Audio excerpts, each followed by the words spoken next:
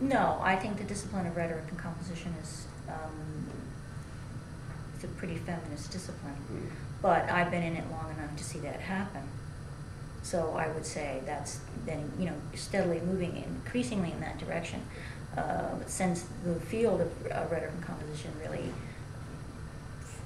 developed a sense of itself as a distinct discipline. And I would say that the sort of real point where that became really clear that was happening would be in the 80s. And I think that women in the field were very aware of how to get feminism into the conversation, whether that was historical scholarship, discussion about pedagogy, or how we were going to do that, and how we were going to form a discipline that was feminist in and of itself,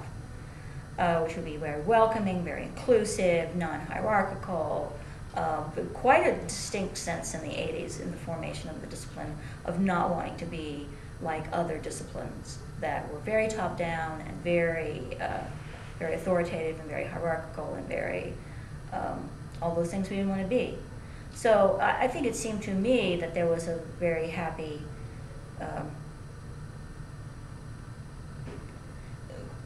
quite a lot of compatibility, quite compatible. I mean, somehow, I think maybe teaching writing and teaching rhetorical arts is a kind of enabling kind of endeavor in terms of feminism. I mean, I'm not teaching the great canon of X and so, for example, right? I'm not implying in my work that there's a set of exemplars that are more important set of words than anybody else's. So I think somehow, always having been a composition teacher since I was 21, had a lot to do with a sense of my general professional life as being politicized in that best possible sense, because if I wasn't talking, later I came to be, of course, doing feminist scholarship, feminist historical scholarship, but before that, you know, I was writing about composition because I thought, and I still write about composition and I teach writing, as a democratic issue, you know, that getting into the hands of everybody, right? The means by which they can then